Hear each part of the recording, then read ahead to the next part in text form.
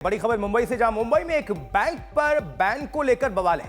दरअसल आरबीआई ने India cooperative bank पर पाबंदी लगाई तो लोगों में हड़कंप मच गया और लोग बैंक के बाहर कतार में लग गए। ये बहुत बड़ी खबर इस समय की, लोग अपने पैसे निकालने की कोशिश में हैं और ये भीड़ आप देखेंगे ये इस कोशिश में कि जो जमा रकम है कुछ तो बच जाए, वो पैसा निकाल लिया जाए। हालांकि आपको बताते हैं कि 5 लाख तक का पैसा निकालने की छूट है, वो भी शर्तों के साथ। इस समय बैंक के बाहर बड़ी भीड़ है। इंडिया कोऑपरेटिव बैंक, इस पर बैन लगा।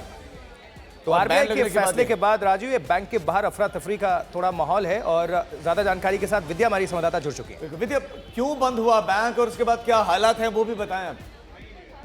जी देखिए, यहाँ पर हमने लोगों से बात की, उनका यही कहना है कि इन्हें कुछ पता नहीं है कि ऐसा हालात क्यों हुआ, लेकिन जो बैंक है, जो आरबीआई की ने जो बताया है वो यही है कि काफी सारे जो ट्रांजैक्शंस इस बैंक में हो रहे थे वो सही नहीं थे। एनपीएस बढ़ रहे थे और साथ ही जिस तरीके से जो लोन दिया जा रहा था उस पर जब इन्होंने नजर डाला तो काफी दिक्कतें उन्हें नजर आई और इसकी वजह से इन्होंने ये कड़ी कदम उठाए हैं। ये पहली बार नहीं है। अगर आपको याद हो, जब हमें Punjab and Maharashtra cooperative bank का भी इस तरह से जब स्कैम आया था, तब उसके बाद इसी तरीके से कई लोगों को परेशानी झेलनी पड़ी थी। कई महीनों तक लोग अपने ही पैसे के लिए परेशान थे। यहाँ इस वक्त लॉकर के लिए कुछ लोग जो है वो बोल रहे हैं कि लॉकर आप एक्सेस कर सकते हैं, उसके लिए कूपन दे दिया गया है। इस वक्त मैं हूँ अंधेरी के ब्रांच में। ये जो ब्रांच है अंधेरी का रेलवे स्टेशन के काफी पास है, लेकिन इतनी भीड़ इस वक्त यहाँ पर है क्योंकि लोगों को कुछ समझ नहीं आ रहा। लोग हमसे बार पूछ रहे हैं कि क्या होगा, क्या हमें पैसे अपने मिलेंगे, क्या आगे जब हम अपने लॉकर से सामान निकाल पाएंगे। तो ये तमाम सवाल हैं जो लोगों को अभी तक उनके जवाब नहीं मिले हैं, जिससे वो ज्यादा परेशान है। और इसमें से ज्यादातर जो लोग इस वक्त खड़े हैं, काफी वृद्ध लोग भी खड़े हैं, जिससे उनके चेहरे पे पूरी समस्या सामने दिख रही है। विद्या, लेकिन बैंक से कुछ तो पहले से क्या कोई तैयारी नहीं थी, कोई सूचना लोगों को नहीं दी गई थी? क्योंकि ये अफरा तफरी का माहौल तो इसी वजह से है। जी देखिए, अभी तक तो लोग यही कह रहे हैं कि इन्हें कोई जानकारी नहीं दी गई थी कि उनके बैंक में इस तरह की कोई समस्या है और यही वजह है कि इंफॉर्मेशन नहीं होने से ज्यादा, क्योंकि जैसे ही इन्होंने आज अखबार में पढ़ा, जब आरबीआई ने जैसे ही बताया इनको कि इस बैंक पर ये ट्रांजैक्शन आगे करने पर रोक लगा दी गई है, तुरंत लोग यहाँ आए जानकारी लेने के लिए, लेकिन उनको कोई जानकारी मिल नहीं रही है। और यही वो बार बार कह रहे हैं कि समस्या जो है जानकारी न मिलने से ज्यादा हो रही है। हालांकि हम लोग भी अपनी तरफ से एश्योर कर रहे थे कि आप परेशान नहीं होइए, आप ही का पैसा है, जरूर आरबीआई फिलहाल। लेकिन विद्या, एक बात बताएं कि इसमें 5 लाख तक की लिमिट वो भी शर्तों के साथ क्यों लगाए गए है? जिसका सेविंग अकाउंट होगा, जिसके पैसे होंगे, या करंट अकाउंट होगा, या एफडीज होंगी, अगर वो निकालना चाहता है तो ये लिमिट क्यों लगाई गई? जी देखिए, यही चीज हमने पिछले कई सारे बैंक घोटालों में हमेशा देखा है।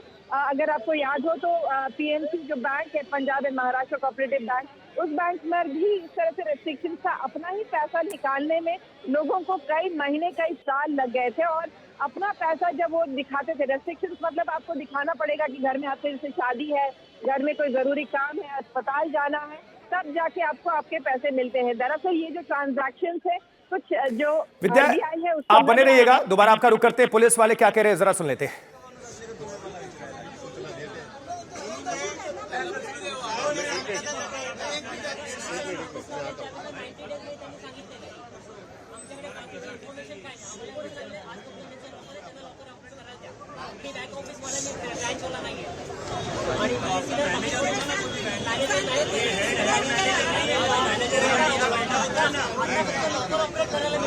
वो इधर ही ऑफिस में बैठा होता है, जो हेड होता है बैंक का। अगर उसके हाथ में कुछ होता तो वो नहीं कर देता। अभी हम लोग छुट्टी पे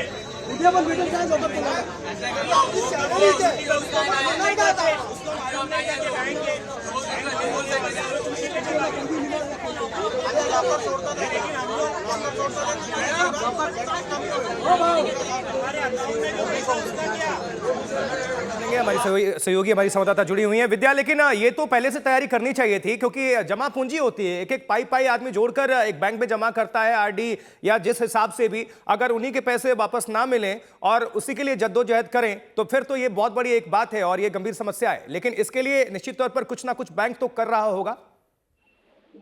जी देखिए, बैंक अपनी तरफ से अभी ऑनस्लॉट, देखिए जैसी खबर लोगों तक पहुंच रही है तो लोग ज्यादा से ज्यादा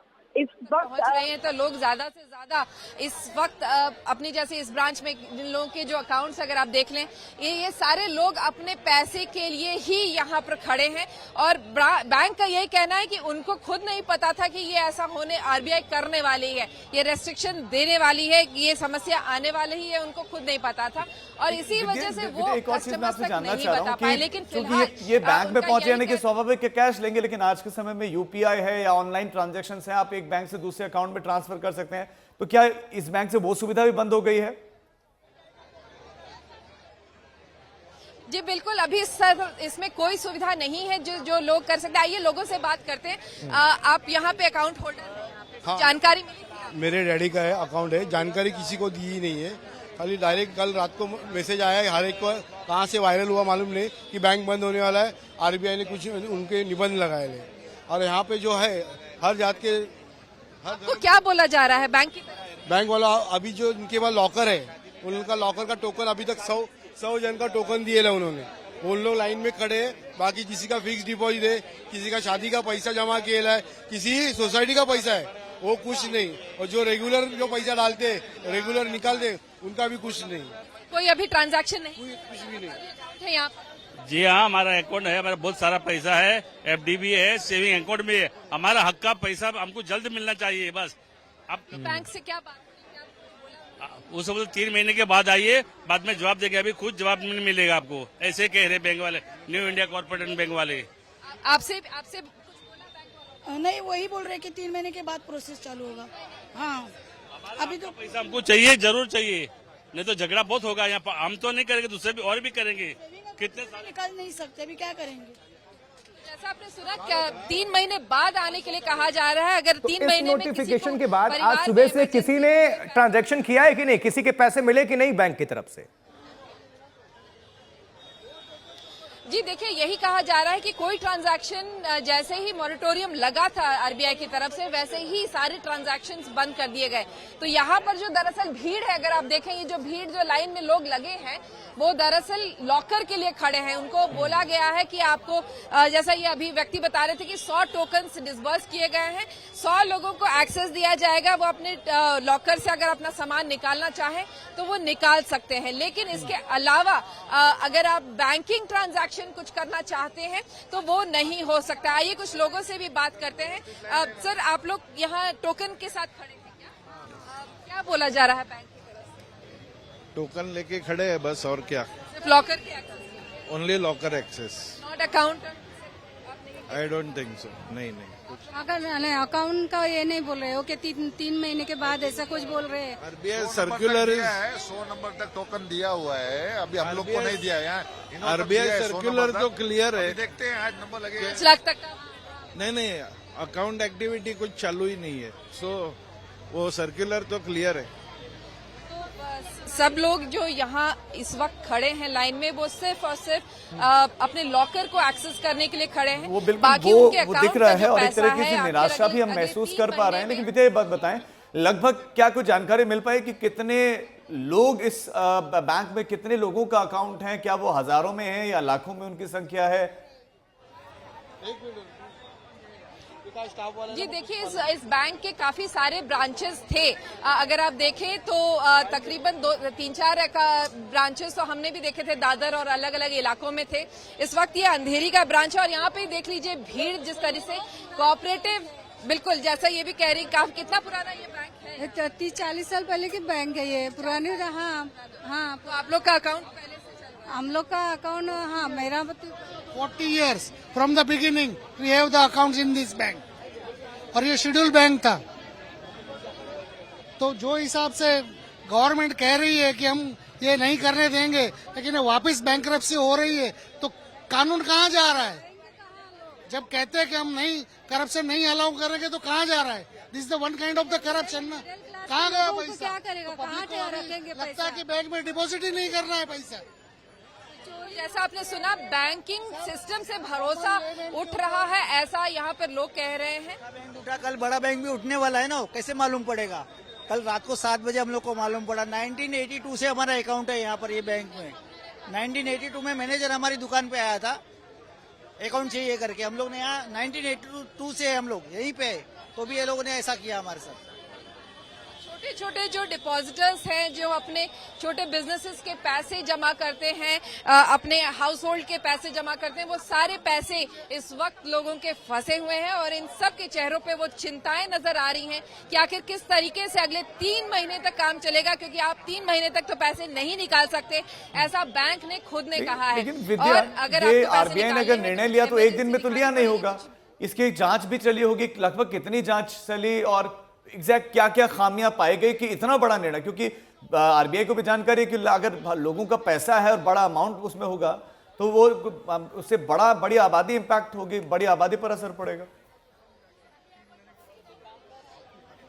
देखिए, आरबीआई ये सिर्फ पहला बैंक नहीं है, हर दिन हर समय कोई न कोई बैंक पर अपनी नजर बनाए रखती है, इन्वेस्टिगेशन उनके चलते रहते हैं। लोग भी अगर कुछ कंप्लेन करते हैं तो उस पर इन्वेस्टिगेट करते हैं कि आखिर किस तरीके से अगर यहाँ कोई फ्रॉडुलेंट एक्टिविटीज हो रही हैं किसी बैंक में तो किस तरीके से उससे निपटा जाए, वो कोशिश आप जुड़े रहिएगा। दोबारा आपका हम रुख करते हैं, हमारे साथ हमारी सहयोगी, हमारी संवाददाता करिश्मा भी जुड़ चुकी हैं।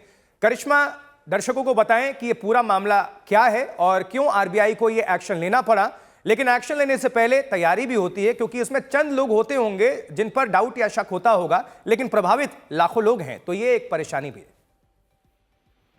जी बिल्कुल, आरबीआई बिल्कुल अवेयर था जो फाइनेंशियल स्ट्रेस एनसीबी बैंक में हो रहा था, न्यू इंडिया कोऑपरेटिव बैंक में। इनफैक्ट ये आरबीआई का प्रोसीजर होता है कि वो रेगुलरली इंस्पेक्शन, ऑडिट्स और फाइनेंशियल रिपोर्ट्स को स्टडी करते हैं और बावजूद इस बैंक में इनके जो एनपीए थे वो काफी हाई थे, जिसकी वजह से it's a banking regulation RBI के अंडर, और इसी की वजह से बहुत सारे वार्निंग्स देने के बाद और एक एक्शन प्लान प्रिपेयर करने के बावजूद ये सक्सेसफुल नहीं हुआ। इसलिए आरबीआई ने ये रेस्ट्रिक्शंस लगाए हैं 6 मंथ्स तक, और ये रेस्ट्रिक्शंस जब ही पूरे उठ पाएंगे जब आरबीआई को एक इंस्पेक्शन रिपोर्ट से, ऑडिट के थ्रू पता चलेगा कि बैंक एक डिसेंट फाइनेंशियल हेल्थ और डिसेंट फाइनेंशियल कैपिटल में है कि वो कंज्यूमर्स को सर्व कर सकती है। मैं आपको बता दूं कि अगर आप प्रीवियस फाइनेंशियल ईयर तक देखे जाए, मार्च 31, 2024, तब तक उनका ग्रॉस एनपीए रेशियो ऑलमोस्ट 8% और नेट एनपीए रेशियो 5.43%, एनपीए का नॉन परफॉर्मिंग एसेट रेशियो। तो ये काफी हाई है और इन एलिवेटेड एनपीएस की वजह से बैंक का फाइनेंशियल हेल्थ बहुत बिगड़ जाता है। ठीक है करिश्मा, बहुत शुक्रिया आपका इस जानकारी के लिए। विद्या, आपका भी बहुत शुक्रिया इस जानकारी के लिए। यानी कि बैंक ने इतना लोन दिया कि वो पैसा वापस नहीं लौटा और उसके बाद से बट्टे खाते में उसको डाला गया और उसके चलते इतना बड़ा एक्शन लिया गया कि अब लोग आशुतोष परेशान हैं।